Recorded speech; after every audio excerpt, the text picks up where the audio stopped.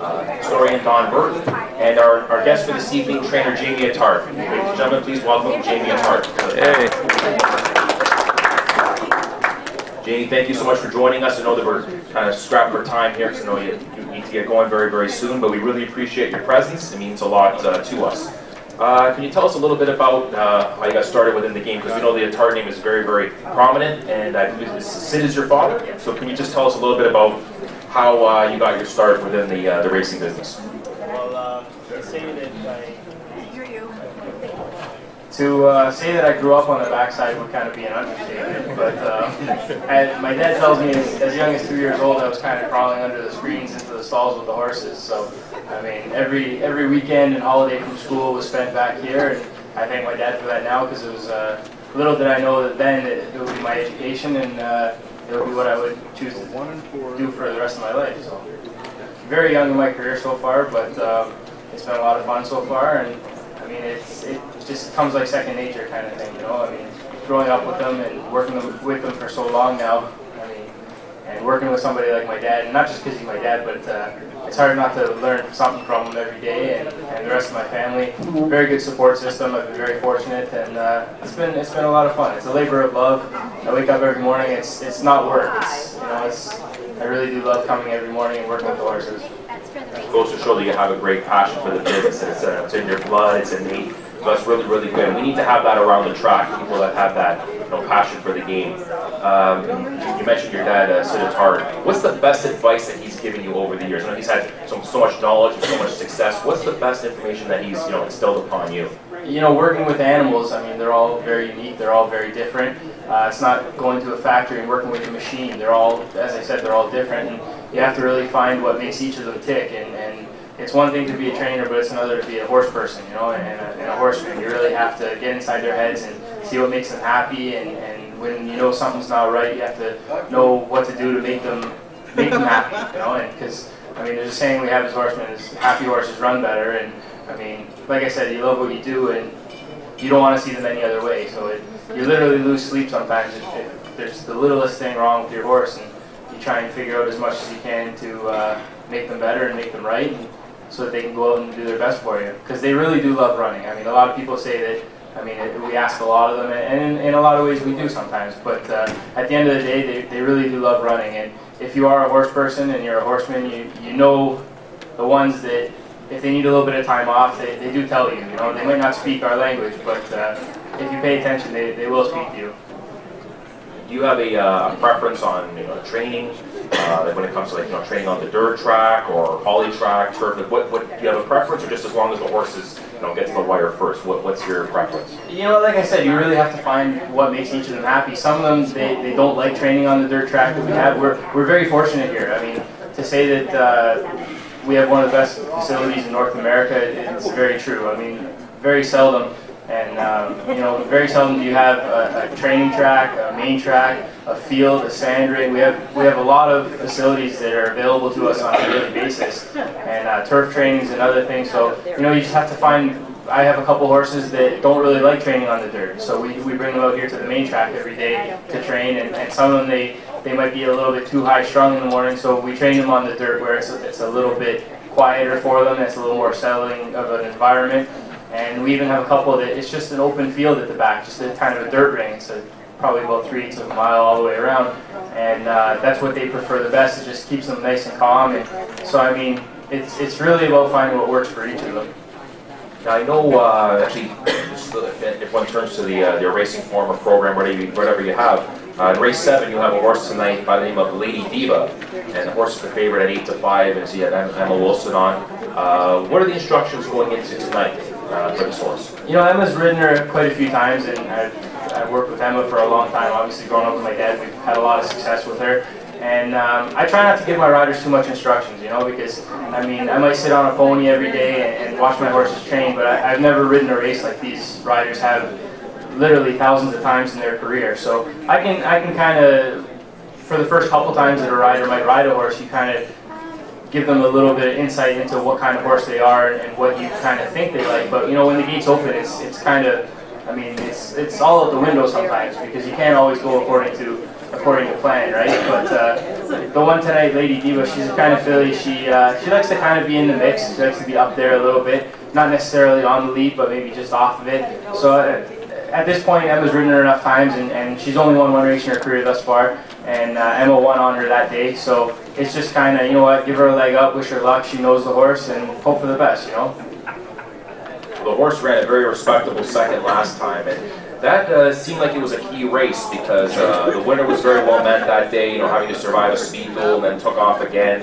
And then third place finishers come back to win in Color Karma. So if you're looking at a key race, a horse that's, you know, one of importance, that's certainly one to look at. So we definitely wish you all the best with Lady Diva. After this race, you know, win or lose, are you considering going back to the turf with her?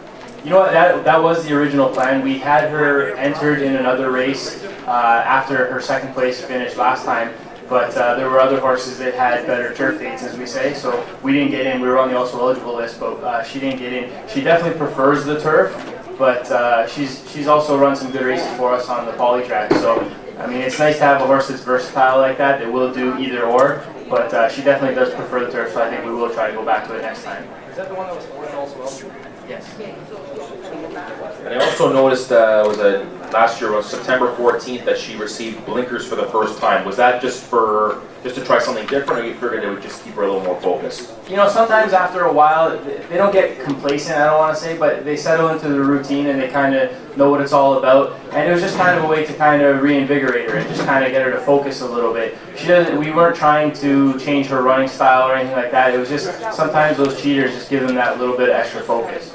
Yeah, because something automatically, like when the blinkers get put on, that they're going to show more speed, so that can kind of throw off the handicap a little bit. But that definitely makes a lot of sense with what you're saying, and it certainly showed because the horse only lost by a head. That was an extremely great race. And actually, for the horse. Justin Stein rode her that day and accidentally dropped his stick at the 16th hole, so that might have been the difference. But we move on, right? So it goes to show you that the racing forum, the programs, they don't tell you all the information. That's why I've mentioned a lot of times that when you look, I don't know if I would have noticed that from the replay, but it's really good to go back and see what's going on within a race because the forum can only tell you so much, and then they can't, you know, list everything, and then you may miss out on something that would have been in the race there, and then you go, oh wait a minute, that actually did happen, but it's not, you know, categorized here in the forum. So you need to make sure that you're trying to look at everything, but sometimes when you get too much information, it can do you harm as well. So you're just trying to take what you can and go from there.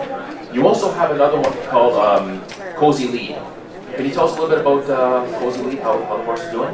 He's doing very well. We claimed him towards the end of last year, and he's a beautiful animal. And he was purchased actually by a very prominent owner in the United States, Reed Baker trains for them here at Woodbine, Jim and Susan Hill, and they're very good people. They spend a lot of money on nice quality horses, and we tend to claim a few horses. I mean, my father, myself, my brother, and I mean, when you claim a horse off of Reed Baker, you have a horse that's really been treated very well. And most of the time, as I said, they paid $100,000 for this horse in the US as a yearling. So he was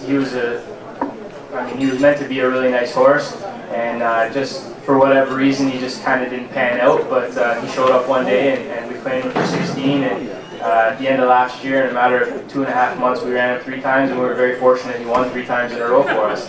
And he's just a very classy horse, well bred, and like I said, when you get a horse off of Reed Baker, they're well treated, they're well brought up, they're well bred, and I mean there's usually a lot left. And sometimes, you know, being smaller right now, it gives me the opportunity to pay a lot more attention to them. And a trainer like Reed Baker, I mean, not to a fault in any way whatsoever, because he has a very good crew over there that works for him. But when they have 40 or 50 stalls, and they might have 100 horses to come in.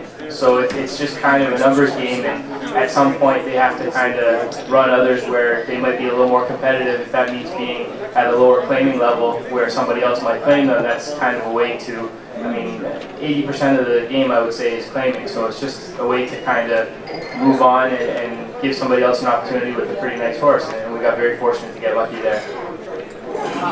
You ran one in the Queen's Plate last year, right? Yes, yeah. Sixth.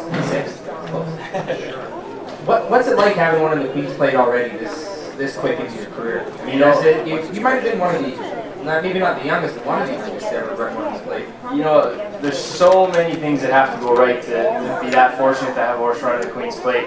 I mean, to kind of put into perspective, my father's been training close to 40 years now, and I think he's only started in the plate about maybe 5 times. So for me to only be in my second or third year as a trainer and have a Works Queen's Plate, it was kind of a perfect storm of events that kind of came all together. And I mean, one little thing, I mean, they're, like we said earlier, they're living, breathing animals, and they're athletes, and very unfortunately things happen sometimes, but it was such a thrill. And I mean, sometimes I go back and just watch the DVD just for the fun of it, and you know, it's still hard to believe that we made it there so young, like so early in my career, but it was such an honor and such a thrill, and I hope I can make it back there again one day. He had a little trouble in it, didn't he, right off the start? Yeah, right out of the gate he stumbled, and he grabbed the inside of his front right shoe, and they're made of aluminum, the racing shoes, obviously, and he bent it down about 1.5 inches. And very fortunately, he didn't cut himself with it on his other leg or that leg or anything like that, but he definitely lost a little bit of momentum and a little bit of his stride there, because David Morin was riding for me at the time, and he came back and he said, Jamie, he couldn't even stride out like himself, just because as soon as he would go to put his foot down, obviously with the shoe being bent down that 1.5 inches, that would touch the ground first, and it would kind of interrupt his natural stride. So we got a little bit unlucky there, but at the same time, it was only the 4th race of his career, and we were very fortunate we finished 6th. I mean, a respectable 6th out of 15 horse field. And for only being his 4th race of his career, we were all very, very proud of him and happy. And to only get me 12 lengths too, that was kind of a nice thing. I mean, obviously Lexi Lou was Canada's Horse of the Year last year, so I mean, it was respectable, and we're very proud of him. So you kind of take the positives from the negatives, and there's always a silver lining. There's not too many people that can say they only get 12 lengths by Lexi. Yeah, exactly. I mean, and very fortunately, he came out of that race really good, and we gave him a shot down in 40 at the Prince of Wales, and that didn't really pan out either. He didn't seem to take to the dirt too well, but he had a nice winter off, and he's actually going to be running this Saturday. He won his last start. He's run twice this year. He had a 3rd and a win so far, so hopefully we'll go for another win on Saturday. But the main thing was that he came out of that race unscathed and uninjured, which was always the most important thing. There's always another race as long as they come back safe and sound. All right, 3rd race is Logan the Gate. We'll come back right after this race. 0 minutes to post. Who's your pick, Anthony?